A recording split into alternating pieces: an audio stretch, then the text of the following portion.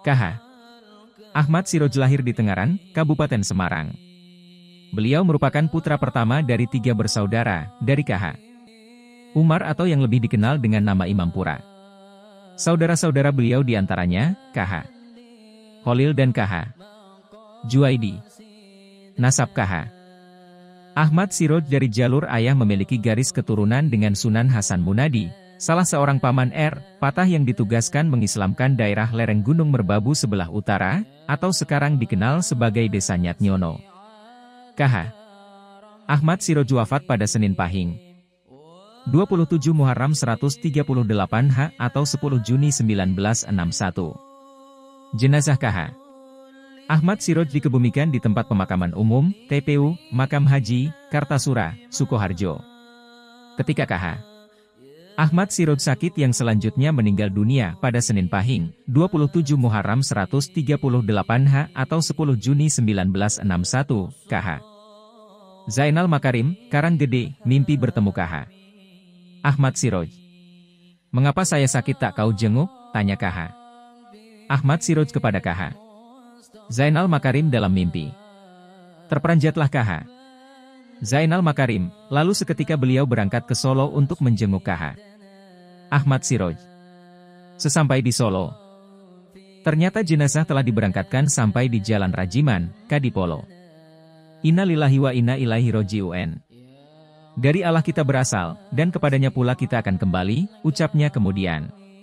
Kejadian serupa juga dialami oleh Said Abdullah di Kepatihan, Solo. Pada pagi hari itu, sekitar pukul 5 mimpi didatangi KH. Ahmad Siroj, dan membangunkannya seraya berucap, sampun gih Bib, kula rumiyin, sampeyan kantun. Sudahlah Bib, saya duluan, Anda menyusul. Alangkah terkejutnya sang Habib. Seketika itu pula, Said Abdullah pergi ke Panularan di mana rumah KH. Ahmad Siroj. Ternyata dapat berita, bahwa KH. Ahmad Siroj telah meninggal dunia pada pukul 4 pagi hari itu. Anehnya, pukul 4 pagi KH. Ahmad Siroj meninggal, pukul 5 laksana berkunjung ke Kepatihan, kata Said Abdullah, dalam hati tidak kurang herannya. Doa pun segera dipanjatkan bagi almarhum KH. Ahmad Siroj. Jenazah KH. Ahmad Siroj dikebumikan di tempat pemakaman umum, TPU, Makam Haji, Kartasura, Sukoharjo. Semasa hidup, KH. Ahmad Siroj tidak pernah mengaku sebagai seorang waliullah secara pribadi. Namun, banyak orang mengakui kewalian almarhum beserta karomahnya. Contoh di atas hanyalah sebagian karomah yang dimiliki KH. Ahmad Siroj untuk membuktikan kewalian almarhum. Tentu saja masih banyak karomah lain yang belum terungkap di sini.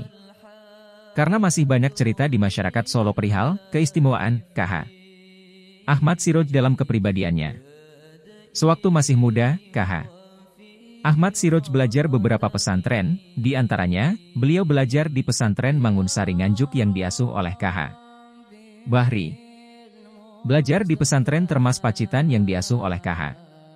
Dimyati At-Tirmizi, dan di Semarang beliau belajar kepada KH. Soleh Darat. KH. Ahmad Siroj mendirikan pesantren As-Siroj, di Jalan Honggowongso 57 Kelurahan Panularan, Kecamatan Laweyan, Kota Surakarta. Di atas tanah seluas 200 m. Kitab yang diajarkan oleh beliau, selain Al-Quran dan Hadits adalah Sulamut Taufik, Safinatun Najah, Duratul Bahiyah dan Fathul Qorib. Selain itu, banyak pula ajaran beliau yang sifatnya hafalan. Semasa mudanya, KH. Ahmad Siroj selalu ta'dim pada gurunya. Bila berjanji selalu ditepati. Bila berkesanggupan, pasti dijalani. Sejak kecil memang beliau telah kelihatan menonjol bila dibandingkan dengan teman-teman seusianya. Beliau bergaul dengan semua lapisan masyarakat tanpa membedakan suku, agama, ras maupun status sosial dan kelompok moral macam apapun. Dengan penjual bakso di Notosuman yang beragama Katolik dan seorang Tionghoa, beliau berhubungan baik dan saling berkunjung. Bahkan hingga kini setiap ada haulnya KH. Ahmad Siroj. Penjual bakso tersebut berkenan mengirim 3 kambing serta beberapa kuintal beras untuk menyukseskan acara haul tersebut. Dengan Romo Petrus Sugianto, dijalin juga persahabatan. KH. Ahmad Siroj sering diundang makan dan sering melakukan sholat di rumahnya. Begitupun Romo tersebut sering mengunjungi beliau. KH. Ahmad Siroj tidak segan makan satu piring dengan santrinya atau orang yang menginginkan mendekati beliau. Bila mereka butuh uang, beliau tidak segan-segan membantunya. Sebaliknya, bila beliau meminta uang, bukan untuk diri pribadi tapi untuk orang lain yang membutuhkannya. Selain itu, KH. Ahmad Siroj terkenal sebagai abid, ahli ibadah. Beliau senantiasa berjamaah sholat 5 waktu, jarang sekali beliau sholat sendirian. Sholat sunnah rawatib, kabiyah dan badiah selalu dijalankan secara lengkap. Yang 4 rakaat dijalankan 4 rakaat. Sholat duha dilaksanakan oleh beliau secara kontinu sebanyak 8 rakaat, meskipun sedang berada di rumah orang lain. Sedangkan antara maghrib dan isya, beliau melakukan sholat awabin. Doa yang banyak dipanjatkan oleh KH. Ahmad Siroj adalah, "Ya Allah, Tuhan kami, Engkaulah yang kami tuju dan ridha MU yang kami cari. Berilah kepada kami ridha MU dan kecintaan MU serta ma'rifat MU." Selain itu, KH. Ahmad Siroj adalah sosok kiai yang gemar dan rajin untuk silaturahmi. KH. Ahmad Siroj memiliki beberapa karomah, di antaranya 1. Kasyaf. Beliau mempunyai kemampuan melihat yang tidak diketahui oleh mata biasa, kasyaf. Peristiwa ini terjadi saat tentara Belanda akan masuk kota Solo ketika aksi kolonial kedua atau dikenal sebagai Clash kedua pada tahun 1948. Satu seksi Laskar Hizbullah yang terdiri dari 50 orang, berkumpul di Begalon, Panularan. Kiai Ahmad Siroj tiba-tiba datang mengadakan inspeksi. Seorang anggota Laskar Hizbullah bernama Hayun, 25 tahun, tiba-tiba didekati beliau lalu dipeluknya seraya berucap, "Ahlul Jannah, Ahlul Jannah." Tak lama kemudian, datang tentara Belanda dengan sejumlah pasukan tank, lewat Pasar Kembang ke arah selatan. Hayun maju dengan beraninya sendirian sambil membawa granat nanas, lalu dicabutnya dan melompat sambil melempar granat ke arah tank. Ketika tank meledak, terbakarlah tentara Belanda yang berada di dalam tank juga termasuk Hayun, si pelempar granat tersebut. Menurut salah seorang saksi mata, Haji Abdullah Adnan, veteran pejuang RIX Laskar Hizbullah dan pasukan Lawa-Lawa, di bawah Komandan Letnan Fathul Rujito yang kini tinggal di Yogyakarta, menuturkan bahwa tahulah kemudian Laskar Hizbullah, teman-teman Hayun, mengapa beberapa saat sebelumnya KH. Ahmad Siroj memeluknya sambil berucap, "Ahlul Jannah, Ahlul Jannah." Begitulah, Hayun gugur sebagai syuhada, patriot pulang saja. 2. Berulang kali berhaji. Secara lahiriah, KH. Ahmad Siroj belum pernah menunaikan ibadah haji ke Mekah. Tetapi banyak orang yang ke Tanah Suci Mekah bertemu beliau di sana. KH. Bulkin Suhdi, salah seorang murid pertama KH. Ahmad Siroj yang bermukim di Ngelangak, Gemolong. Sragen menceritakan bahwa pada tahun 1937 dirinya menunaikan ibadah haji. Berangkat dengan naik kapal laut bersama 1960 orang jamaah haji lainnya. Sehabis makan siang, Kiai Bulkin berkata dalam hati, bila sampai di Mekah pada hari Jumat waktu subuh, akan dicarinya KH. Ahmad Siroj. Sebab sering didengarnya ada seorang waliullah sering sholat subuh di Mekah pada hari Jumat. Sesaat kemudian, tiba-tiba datanglah KH. Ahmad Siroj menemuinya di kapal. Ditanyakan antara lain, siapakah syekhnya di Tanah Suci nanti? Setelah berbincang sejenak, KH. Ahmad Siroj tidak dilihatnya lagi. Sudah barang tentu, muridnya tersebut merasa keheranan. Ketika sudah sampai di Mekah, Kiai Bulkin hendak menjalankan ibadah sholat subuh. Kiai Bulkin berpikir lagi tentang kemungkinan gurunya juga menunaikan sholat subuh di Mekah. Mungkinkah KH? Ahmad Siroj juga datang seperti kisah yang pernah didengarnya. Sewaktu berada di dekat Hajar Aswad, tiba-tiba tampak olehnya KH. Ahmad Siroj sedang melakukan tawaf, mengelilingi Ka'bah dengan memakai ikat, belangkon, berbaju putih, bersarung, wulung, tanpa gamparan. Diikutinya putaran demi putaran. Pada putaran ketujuh, Kiai Bulkin hendak menyalami KH. Ahmad Siroj namun pada putaran terakhir KH. Ahmad Siroj sudah tidak tampak lagi. Meski menyesal tidak dapat bersalaman dengan KH. Ahmad Siroj. Kini yakinlah Kiai Bulkin bahwa yang tidak mungkin bagi orang biasa, bagi waliullah seperti KH. Ahmad Siroj, mungkin saja. 3. Berjalan luar biasa cepatnya. Waktu Kiai Shoimuri, putra KH. Ahmad Siroj selesai mengadakan akad nikah dengan Nyai Latifah di daerah Boyolali. Rombongan KH. Ahmad Siroj segera berkehendak pulang ke Solo bersama 33 santrinya. Kiai Bulkin, salah seorang murid santrinya, disuruh mengantarkan pulang rombongan Nyai Siroj dengan naik kereta api. Ia disuruh berangkat lebih dahulu, sedangkan KH. Ahmad Siroj akan menyusul dengan jalan kaki. Anehnya, setiba di Solo, rombongan Kiai Bulkin baru sampai Ngapeman, KH.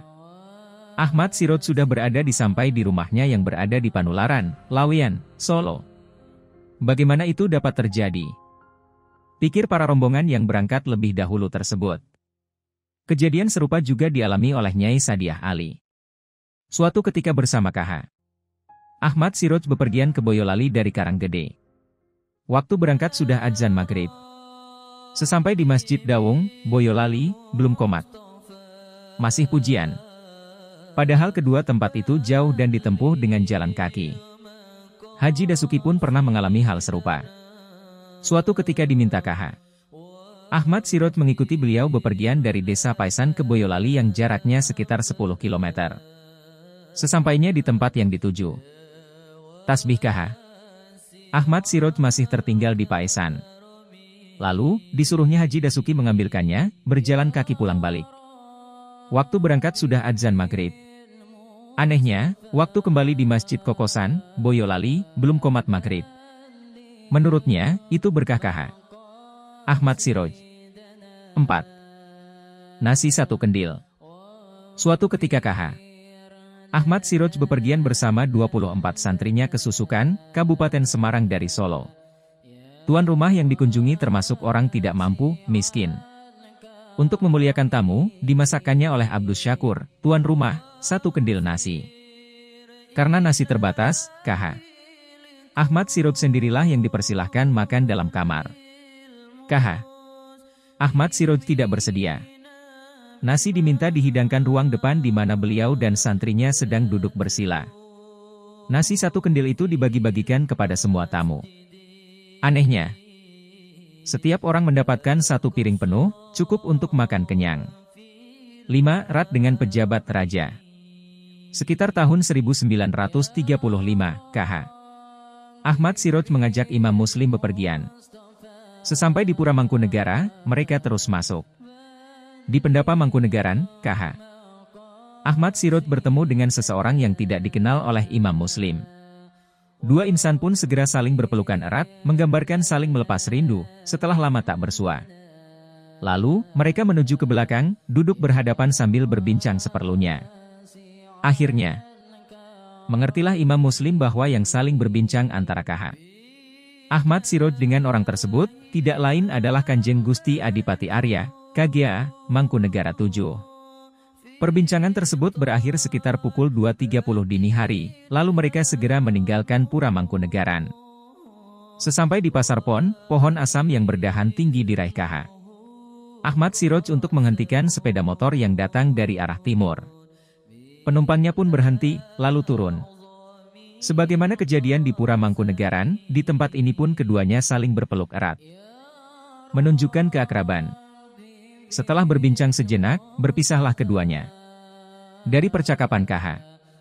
Ahmad Siroj dengan penumpang motor tersebut, Imam Muslim barulah mengetahui bahwa ternyata yang bersepeda motor lalu berhenti dan bercakap-cakap dengan Kiai Ahmad Siroj. Tidak lain adalah Ingkang Sampeyan Alam Sri Susuhunan Paku Buwono X, Raja Kasunanan Surakarta yang termasyhur. 6 pintu terkunci, bisa masuk. Semasa kecil, KH. Ahmad Siroj tinggal serumah dengan KH. Abdus Syakur, kakak iparnya. Sesekali anak ini kena selentik karena kenakalannya. Suatu malam, KH. Abdus Syakur pergi ke masjid untuk melaksanakan sholat. Pintu rumah pun kemudian ditutup dan dikunci dari luar. Maklum, KH. Ahmad Siroj dikala itu sedang pergi keluar rumah juga. Sepulang sholat Isya, KH. Abdus Syakur merasa heran. Sesampai di halaman rumahnya, dari dalam rumah sudah terdengar suara anak sedang tadarus dengan suara yang nyaring.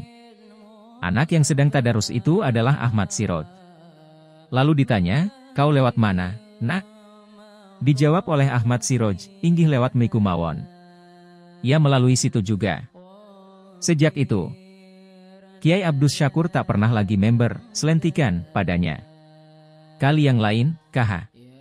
Abdus Syakur pergi ke desa Petak untuk mendatangi acara syukuran perkawinan. Ahmad Siroj yang masih bocah di kala itu disuruh tinggal di rumah. Alangkah terkejutnya, sesampai di tempat upacara perkawinan. Ternyata Ahmad Siroj telah berada di situ. Seusai upacara perkawinan, KH. Abdus Syakur pun pulang lebih dahulu. Tidak kurang herannya, sesampai di rumah, Ahmad Siroj telah berada di dalam rumah. Lalu, hal itu ditanyakan kepada Ahmad Siroj, dan dijawab, "Kang, jarene aku kon tunggu omah, Kak," katanya saya disuruh nunggu rumah. 7. Meski hujan tak basah. Bersama dua santrinya, suatu ketika KH. Ahmad Siroj bepergian ke desa Penggung. Ketika pulang, di tengah jalan turunlah hujan lebat. Terpaksalah berhenti, mampir ke desa Grabagan. Kedua santri yang mengikuti KH. Ahmad Siroj basah kuyup bajunya, tetapi KH. Ahmad Siroj tidak apa-apa, tetap kering bajunya. 8. Sungai banjir besar terlewati. Suatu hari, KH. Ahmad Siroj bersama seorang santri pergi menuju ke desa Magu. Untuk keperluan sholat duha. Berhentilah sebentar di desa Rejasa. Seusai mengucapkan salam, santri pun disuruhnya berangkat terlebih dahulu. KH. Ahmad Siroj akan menyusulnya kemudian. Dalam perjalanannya, santri tersebut terhenti di tengah jalan karena harus menyeberangi sungai yang airnya sedang besar-besarnya. Tak disangka, KH. Ahmad Siroj dilihatnya telah berada di seberang sungai. Dengan berteriak, santri pun bertanya, "Gus, sampai ni kuau medal pundi?" "Gus, Anda tadi lewat mana?" Jawab KH. Ahmad Siroj, "Ya metu kono kuitea, lah metu ngendi maneh?"